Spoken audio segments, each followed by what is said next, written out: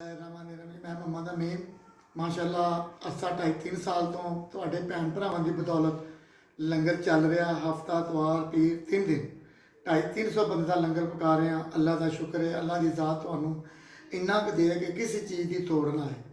Message कर रहे हैं, मेरा दसना तुहानू फर्ज बनता जिहदे नाल अरसा 5-4 महीने तो मस्जिद के साबड़ रखना शुरू किया 2 टाइम हफ्ते तो जुमेरात इस जुमेरात इस करके रखी कि जुमे लोग नमाज जुम्मा पढ़न आते हैं।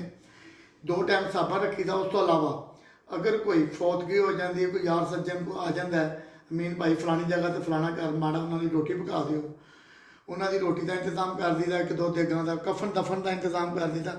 वो भी तुहाडी बदौलत। मैसेज करने का मतलब यह है तुहानू कि तुहाडी अमानत है, मैं इस हिसाब से भी ला रहा ये बारे में तुम दसना कि मैं चीज़ा करा या ना करा। अगर तुम्हें अच्छा लगे तो मैं जरूर मैसेज वॉइस मैसेज करना।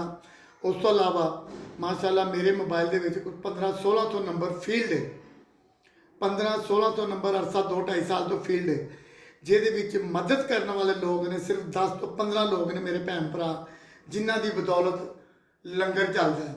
मैसेज वगैरह मैं सब भैन भरावां करना वा, सिर्फ लंगर च शामिल चंद लोग ने, चंद मेरे भैन भरा थोड़े जे पिछे हट गए हैं। कोई मजबूरी है, कोई परेशानी है, अल्लाह ताला उन्होंने मजबूरियां परेशानियां दूर करे, आमीन। उस तो अलावा थोड़ा जा बजट तंग हो गया, इस करके एक चैनल बनाया यूट्यूब से, देसी किचन विद अमीन। अगर कोई मेरा भैन भरा माली इमदाद नहीं कर सकता कोई गल नहीं, वो मेरे चैनल को लाइक करे, सबसक्राइब करे, शेयर करे।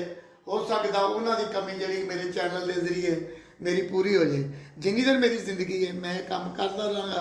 अल्लाह ताला तुहानू मेरे मरण तो बाद भी एक गुंजाइश दे, आमीन। कोई गलती कुताई माफ़ करना, अल्लाह ताला तुहानू बहुत दे, बहुत दे, बहुत दे। इन्होंने बच्चों की भी खैर, अल्लाह सब की खैर, देन वाले की खैर, वंडन वाले की खैर, अल्लाह सब की खैर, आमीन।